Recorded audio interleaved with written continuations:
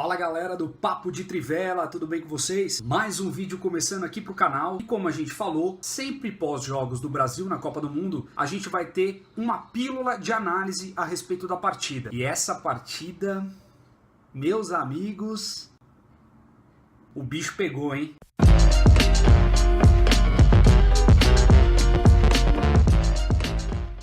Primeiro tempo péssimo da seleção brasileira, um jogo difícil, um jogo complicado. A gente jamais imaginaria que o Brasil ia ter tanta dificuldade assim para enfrentar a seleção da Costa Rica, uma seleção absolutamente fraca, uma seleção totalmente diferente daquela seleção na Copa passada aqui no Brasil, né? Que ganhou de Itália, que ganhou do Uruguai, que desclassificou na seleção italiana, chegou até umas quartas de final e só foi eliminada nas penalidades. É uma seleção que encantou o Brasil, encantou o mundo naquela edição de Copa do Mundo. Dessa vez um time mais envelhecido, a gente até imaginava que utilizariam a experiência a favor, mas não é o que aconteceu, um time totalmente desestruturado. Dizem até internamente que tem alguns problemas de relacionamento, jogadores que jogam na Europa não se dão com jogadores que jogam nos Estados Unidos.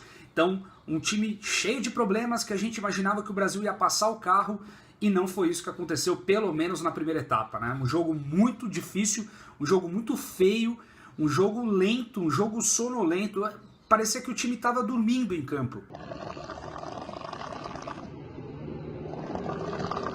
Um time sem criatividade no primeiro tempo. Neymar, mais uma vez, irritando a torcida brasileira, irritando a mídia especializada. Você é fotógrafo?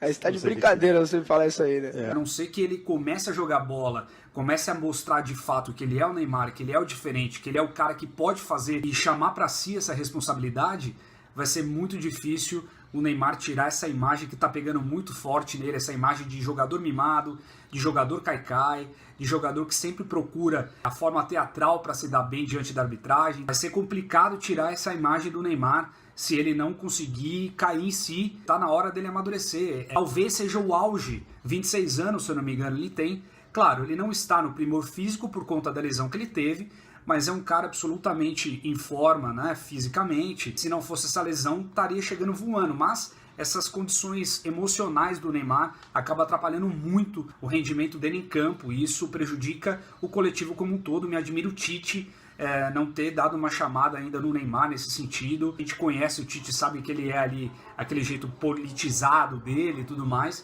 Mas está na hora do Tite, ou de repente alguns jogadores-chave, como o Marcelo, o próprio Renato Augusto, que não é titular, mas é um cara líder ali no elenco, o próprio Miranda, Thiago Silva, enfim, organizarem uma panelinha ali, chamar o Neymar e falar: meu querido, ou você para de ser moleque, ou não vai dar certo, cara. Você é o nosso cara diferente, você é o cara que a gente deposita expectativa positiva. Se você começar a cagar desse jeito, vai dar merda. Já avisei que vai dar merda isso. Então, fica complicado se o Neymar, de fato, não melhorar essa situação dele emocional. Eu ainda acho que o Brasil pode sim fazer um bom papel na Copa. Ser campeão sem o Neymar, de repente, é difícil, né? É a nossa principal estrela. Com ele facilitaria as coisas, mas claro, se ele tiver a cabeça no lugar, se ele tiver um foco, se ele tiver de fato querendo a mesma coisa que o coletivo está querendo. Eu não sei, o Neymar é um cara que não dá para confiar, né? O Neymar é um cara que simplesmente num lance de 0-0, depois do gol, ele faz aquela jogada de carretilha totalmente desnecessária para quê? Para se mostrar. E bom, nem vou entrar no mérito do choro no gramado. Eu entendo que ele deve estar sentindo um puta peso, deve ser uma cobrança foda mesmo em cima do cara. Ele tá voltando de lesão e deve estar sentindo dor, está naquela superação, entre aspas. Mas cara, pô, vai chorar ali no vestiário, né? Não precisa sentar no centro do gramado, né? Para as câmeras focarem ele. Aí já é exagero, sabe?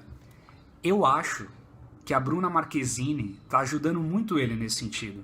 Atriz global, né, grandes. Então o Brasil agora tem uma difícil missão. Faz tempo que nessas últimas Copas o Brasil não chega numa situação dessa, que precisa vencer. Se perder, tá fora. E precisa de fato fazer uma boa apresentação.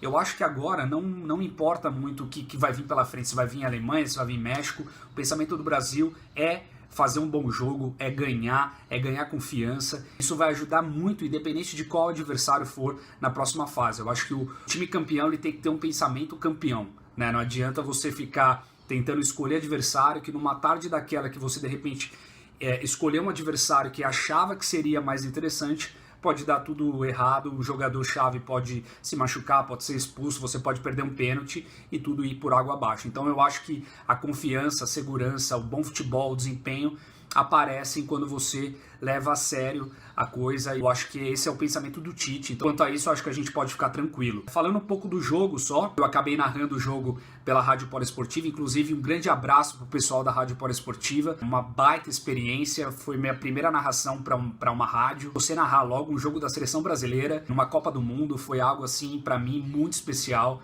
Então, obrigado de fato para todo mundo que também acompanhou o nosso polidebate ali depois do jogo. Então, Ivan Marconato, Gabriel, o pessoal que fez toda a transmissão ali com a gente, meu muito obrigado mesmo e espero ajudar vocês numa próxima aí, quando eu tiver uma outra oportunidade.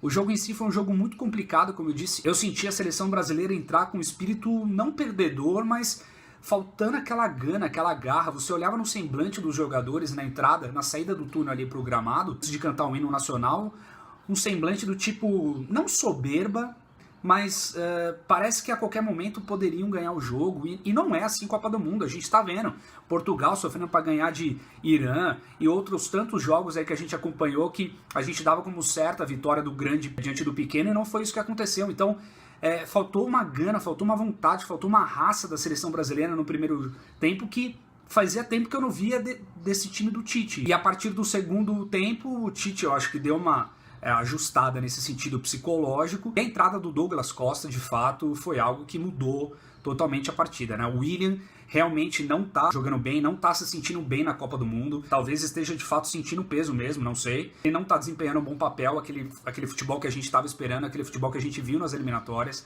E o Douglas Costa entrou como uma peça muito importante naquele lado, para ele dar vazão, ele dar correria, ele dar aquela amplitude que a gente precisa do lado direito, porque a seleção brasileira tá muito pensa pro lado esquerdo, né? O trio Marcelo, Neymar e Felipe Coutinho ali daquele lado é muito criativo. Em comparação com o lado direito, que a gente não tem o Dani Alves, né, agora, a gente não pode esperar isso do Danilo e menos ainda do Fagner. Apesar do Fagner ter entrado bem, ter feito o feijão com arroz ali que se espera dele, ele ofensivamente é péssimo, né? Então você não pode esperar que o Fagner faça uma triangulação ali com o Paulinho ou de repente com o Douglas Costa. Mas, de certa forma, melhorou. A entrada do Douglas Costa deu essa dinâmica maior para a seleção brasileira por aquele lado direito e eu particularmente gostei bastante. Infelizmente ele não vai poder jogar, parece que se lesionou, né? Vai ficar em Sochi fazendo o tratamento. Não se sabe ainda a gravidade da lesão dele, espero que não seja nada sério para ele poder estar disponível nas oitavas, porque é um cara muito importante pra gente. É uma válvula de escape interessante do Tite ali pelos lados, tanto pelo direito quanto pelo esquerdo, apesar que eu prefiro ele pelo lado esquerdo, né? Mas eu acho que é uma boa vazão ali pro lado direito. Roberto Firmino também sempre entrando. Jesus, Jesus, meu querido. Abra o olho, menino.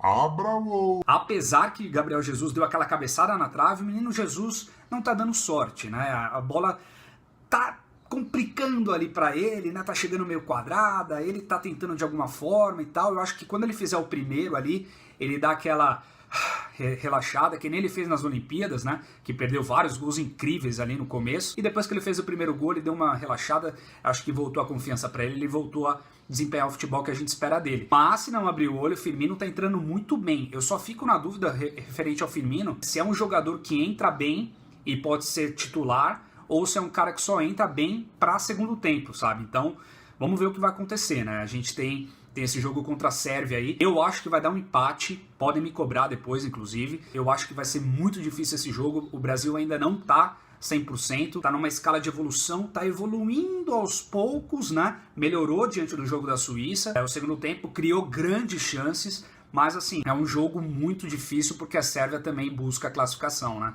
Eu particularmente acho que a Sérvia vai jogar ali fechadinha, esperando o Brasil, talvez no segundo tempo, ali nos 25, 30 minutos, quando se tiver 0-0, aí um Deus nos acuda, eles vão tentar de alguma forma aprontar para cima da seleção brasileira, mas eu acho que no início eles vão respeitar o Brasil e vão jogar no contra-ataque, e o Brasil tem que jogar do jeito que é Brasil. Tem que tomar conta do jogo, tem que propor o jogo, tem que ir para cima e tem que fazer logo esses gols, porque eu acho que a gente caprichando essa última finalização, esse último passe, né, esse arremate a gol, a gente consegue deixar as coisas mais tranquilas e a gente consegue, pelo menos, não sofrer tanto, né? Galera, é isso. Espero que vocês tenham gostado desse Papo na Copa referente a Brasil e Costa Rica. Curta, compartilha, comente também aqui embaixo se você acha que o Brasil deve mudar também referente ao próximo jogo da Sérvia. Você começaria com o Firmino, deixaria Jesus no banco, você colocaria o Fred no lugar do Paulinho, deixaria o Paulinho, colocaria Fernandinho, enfim, o que você mudaria também na seleção brasileira? E você acha que a gente vai ser hexa? Não sei, hein? Vamos torcer para que sim, né? Tamo junto, galera, e obrigado pela audiência. Vai, Brasil!